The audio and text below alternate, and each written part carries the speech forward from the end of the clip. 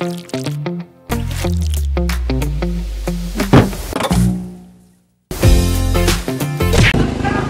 araw po mga Kalingap, we are K-Boys on Mission. At ngayon po mga Kalingap ay muli natin bibisitahin sila Buninay. So matagal-tagal na din natin sila nagbisita. So kumustahin po natin sila kung anong kalagayan nila ngayon. So nag-chat ko naman na po, nandito daw po siya. Saan mga Kalingap? Dito na tayo guys. Kulay green. Tao po! Buninay, good afternoon. Grabe yan, nagwawalis-walis ka. Saan ka galing? Sa immersion po. Sa immersion?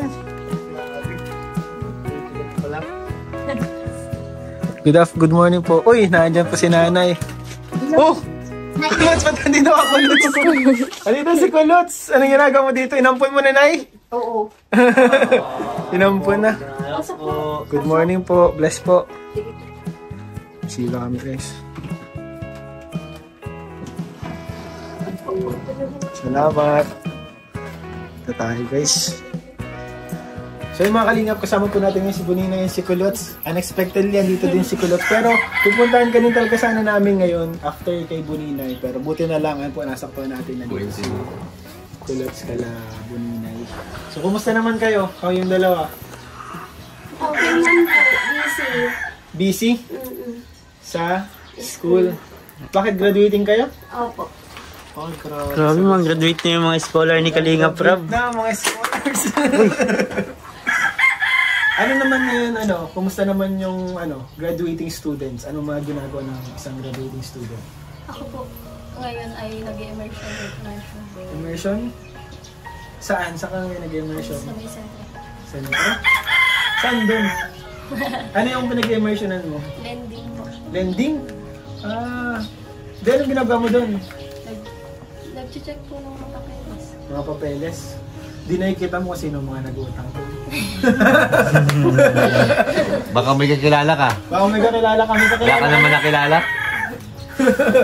Ikaw ngayon Kulots? Ano po, yung sa amin po kasi ang immersion ko po kasi next week pa po 10 po to 21. So na-assign po ako dito po sa may barangay 1 po. Sa may simbahan. Simbahan? Opo. Sa may dito sa may St. John? Opo, maano po kami maturo sa bata. Maturo. Ano ka ba? Pag-teacher? Okay. Grabe, napakagaling po ng ating mga scholars ni Kalingap Rob. Grabe. Graduating na bro, no? Isa po to sila Buninay and si Kulots sa mga pinakaunang mga beneficiaries ng mga Kalingap. Sila din po yung dati, Kalingap dancers. Dati kapag may babae, sila yung sumasayaw. Ganon, no? Sila yung nag-champion. Dati nagkaroon ng dance contest ang Kalingap. Sila yung nag-champion. Kaya nyo pa ba yun? Kaya pa yun? Hindi mo na to. Hindi mo nakabisa. Imposibleng makalimutan mo yun. Ilang pas 100 beses mo ginawa. Oo. Isang taon mo yun halos pinasayaw. So ngayong mga estudyante kayo, yung mga mga challenges na kinakaharap mo bilang graduating student? Ano yung mga challenges sa kayo nahihirapan? Siguro po ako po kasi bilang student parang mahirap po lang sa time. Parang kunyari po, kasi po baga parang nagbalik na po ako sa church. Parang kunyari po may mga activities. Tapos gusto po ng mga iba namin na klase na gawin ng Sabado. Ang Sabado po may practice po sa church. Tapos yung iba naman po gusto Sunday kasi Sabado malagba daw po sila. Kaya parang hindi po balance dun sa time na ibinibigay ng mga kaklase ko. Kaya nahirapan po mag time management. Time management. Kumbaga yung nag-overlap na yung mga schedule. Ikaw sa nahihirapan? Ako po financially. Financially? Lalo na nag-immersion po baga. Ba't pag na-immersion may binabayaran mo? Magtatrabaho kayo, tapos kayo pa yung magbabayad. Grabe, ganun pala yung immersion. Po yan ay sa inyo po lahat ng gastos, pagkain, pamasahe. Okay. O di paano yun, anong ginagawa mo ngayon? Naaga po ako, tapos nalakad ako hanggang sentro. Nalakad ka na? Grabe kaya pala namamayat ito. Parang nagpayat ka nga. So mula nung last time na ano ko dito, bisita, namin dito nila Kuya Didid mo ni Kuya Mal. Para sila bro, nagpapayat sila. Parehas din Kulots.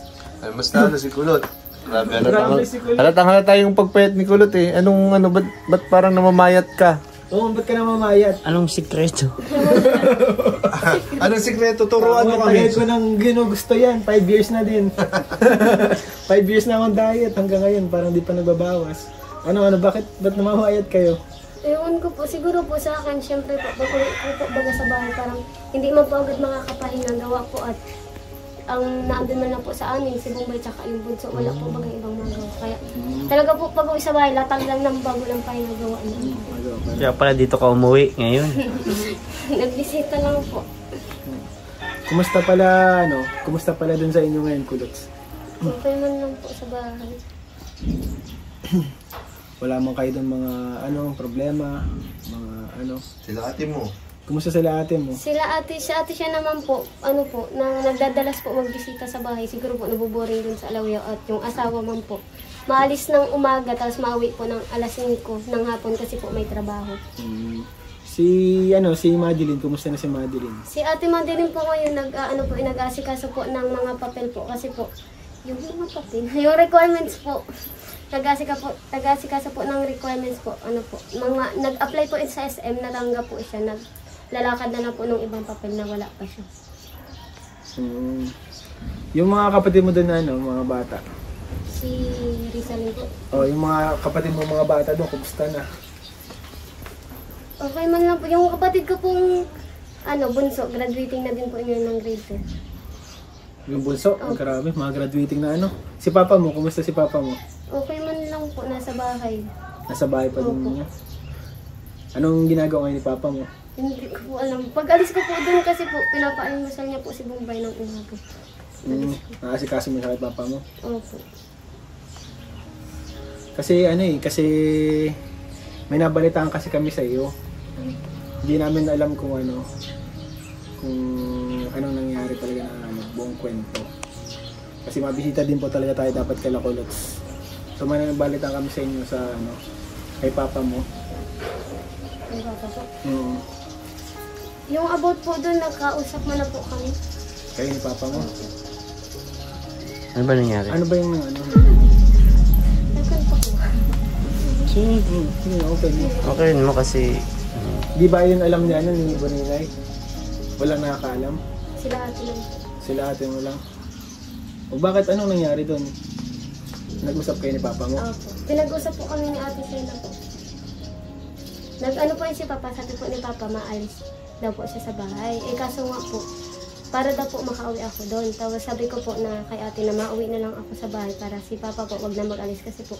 Siya din po kasi yung iniiwan namin. Siya po ang naiiwan sa bahay para magtingin-tingin kay Bombay. Kumbaga, ayaw mo din umalis si papa mo doon.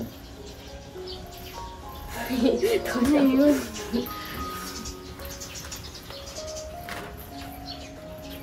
Natakot ka mag-open. Hindi man po. Okay man na po. Ano ba yung kailan na yun? 16 po ata. Noong February 16? Opo, siguro. Traumatic. Hindi nga nalilimutan. Di anong naramdaman mo? Anong naramdaman mo nun? Ano po? Una po, syempre po, natakot. Ano ka ba ganun? Tutulog ka? Ano po ako nang tulog po ako nun?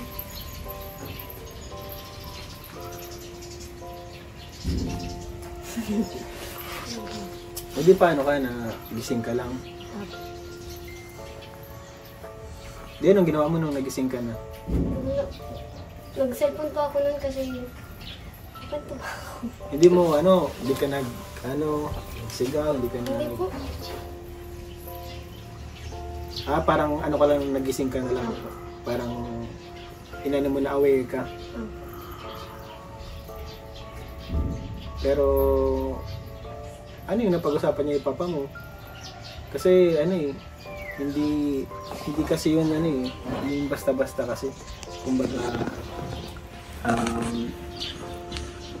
hindi mo alam kung kung maulit, kung mahirap kasing Kasi kumbaga naunahan na, kumbaga parang nakakatakot kung ano ba. Anong usapan niyo ni papa mo? Yun na nga po na yung ano po, na parang ano sa bahay na lang po siya, hindi ako na po nagsabi na wag na po siya mag-alis ng bahay. Tapos yun po, tapos sabi niya hindi na daw, parang sasala na lang na po siya dito. Nag-usap na din po kami ng Ma'am Edna kahapon. Ni Tita Edna? Ano sabi ni Tita? Nag-offer po siya na mag-stay daw po sa dyan. Kasi may mga, ano ba doon? May mga apartment pang ba doon? Parang may mga dorm para sa mga scholars talaga. Ginawa talaga yung para sa inyo. Yan ang naramdaman mo. Kasi ang tagal din nawalan ng papa mo tapos gano'n na nangyari. Anong naramdaman mo? Ano po, nagtatampo po kayo. Di ka nagalit? Nagalit po pero naging man sa akin po ng tawad sa papa. Kumbaga, ano siya? Napatawad mo kaagad? Kumbaga, pakaumaga kinausap ka niya kaagad, sorry siya. Tapos parang after nun,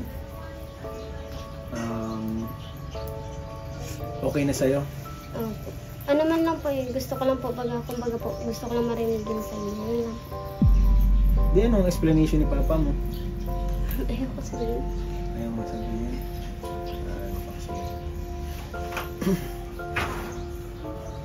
Kumbaga, ano kasi yan?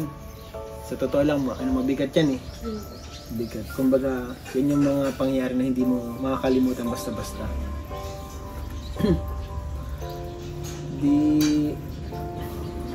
Wala ka namang ngayon, hindi ka naman na, kapag naano ka, komportable ka pati, hindi ka naman natatakot. Kasi kung hindi, syempre, katulad nga nung sabi ni Tita Edna, pwede ka naman, may space naman dun sa church, pwede ka naman dun. Kung hindi ka komportable. Tinanggap po ba yung offer ni Tita Edna? Sabi ko po kay Ma'am Edna po, sabi ko muna po kay ate. Kahapon po sana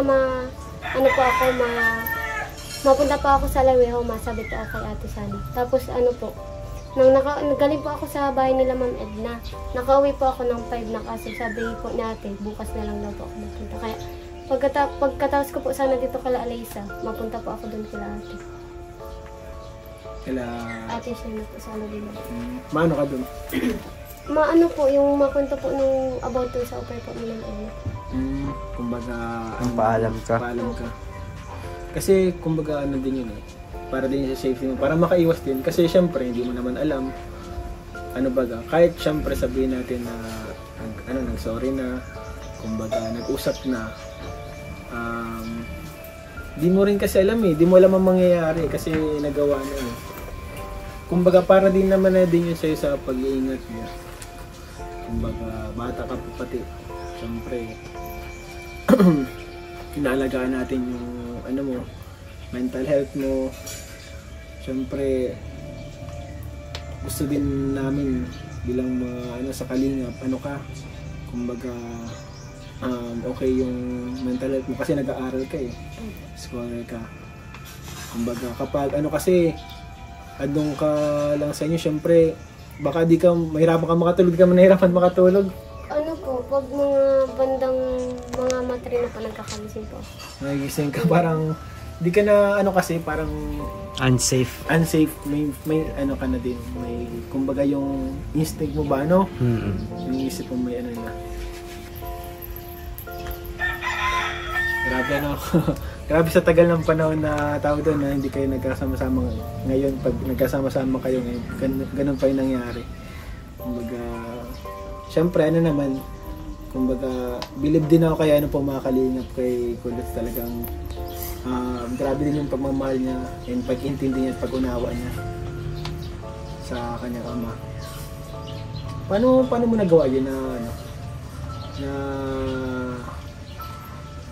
kumbaga ibaliwala na lang nangyari, parang paano mo na-handle yun? Na-handle yun. Sa mga kapatid ko. Naiiyak. Di anong sabi ng mga kapatid mo, ba't paano mo na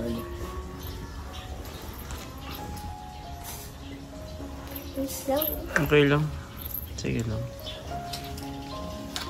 Ano yung kapatid mo? Ano sabi ng mga kapatid mo? Nagalit po sa akin. Ate Shena mo? Kaya siya madalas na pumunta din ngayon. Opo. Kasi si Ate Shena mo, yun yung nagtayong nanay niyo eh. Kumbaga, talagang magagalit yun. Pinangalagaan niya kayo, syempre.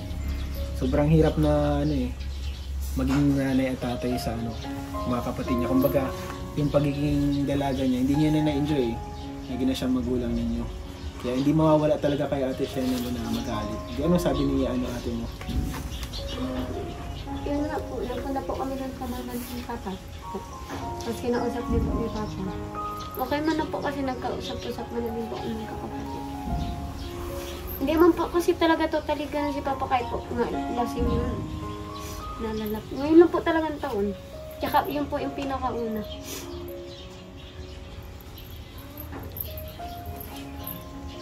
Hindi ano sabi ng mga kapatid mo? Wala man po.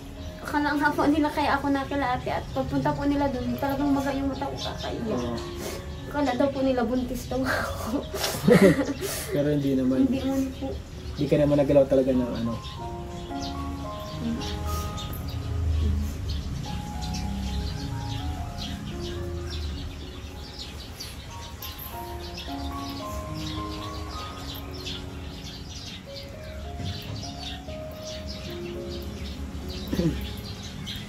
Marami po. At po mga kalingap yung ano nangyari ngayong kay kay Kulot.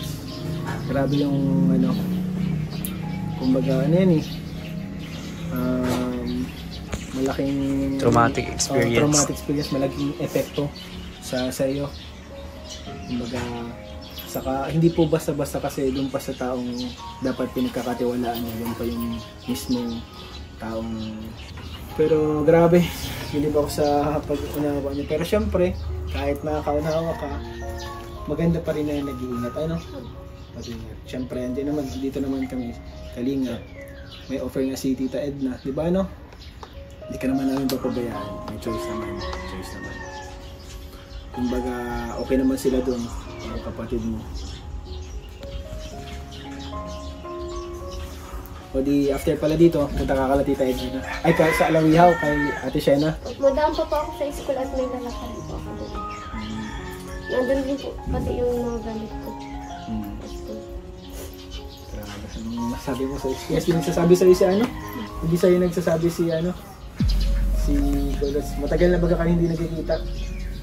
Nagkita kami nung nung Sabado kaso may practice. Kaya di ko na nagkikita. Hindi na kayo nakakapag-usap ng ganyan.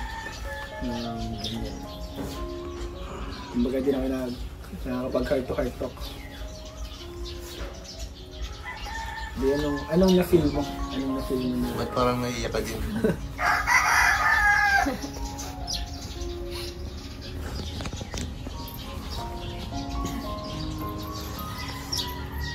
Grabe, di ko alam mga sabihin ko mga kalingap. Kumbaga bago to sa akin eh. Kumbaga, kumbaga sensitibong usapin. Kumbaga hindi siya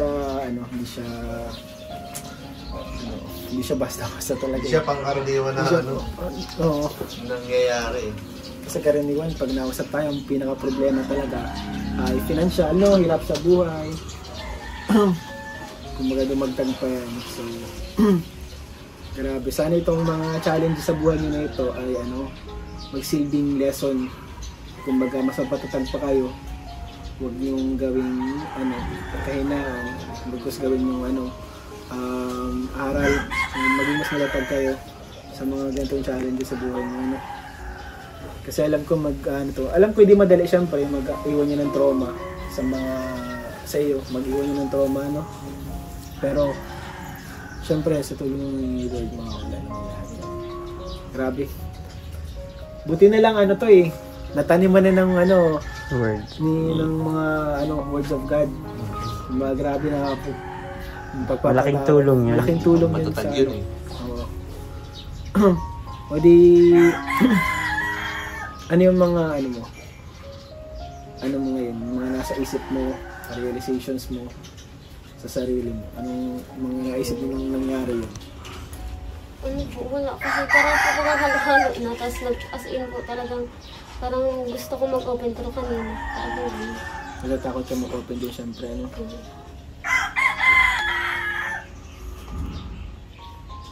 Si Bonine, baka may Ikaw, gustong sabihin sa sabihin kanya. kay ano. Wala, syempre, ang tagal nyo magkaibigan eh. Ano, hindi ko pa alam bakit ayaw niya mag-kwento. Or baka nga, syempre, iniingatan niya din yung papa niya na mailabas yung kwentong yan. So, hindi na natin kailangang pilitin sila na kung talagang ayaw niya sabihin.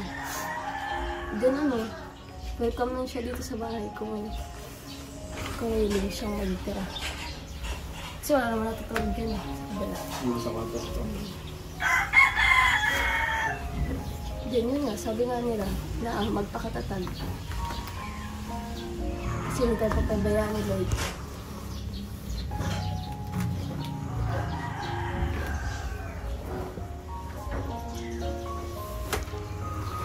So yung mga kalingap, grabe, nakaka-proud kayong dalawa. Nakaka-proud, nakita ko yung changes sa inyo. Kung paano kayo pag kinakausap kayo sa mga lessons sa buhay nyo, sa tibay nyo sa buhay, sa mga challenges. Bilib ako dito sa dalawang ito mga kalingap. Kumbaga, itong dalawang ito, masabi ko napaka-deserve nila yung tulong na makukuha nila. Kumbaga, sa totoo lang, ano ba, yung ibinibigay namin parang sa sa sobrang deserving nitong mga to ay kulang pa. So may ibibigay ko sa inyo yung allowance galing dito kay Kalinga Prab. So ito po ay galing po sa channel na ni Kalinga Prab dahil sa mga nanonood, sa mga hindi nag-skip ng mga ads na nai-abot po tayo sa ating mga scholars and beneficiaries po. So salamat sa sa pag-share, salamat sa pag-share ninyo and salamat sa time. So na-appreciate namin 'yan. And ito napaabot ni Kalinga Prab. 1,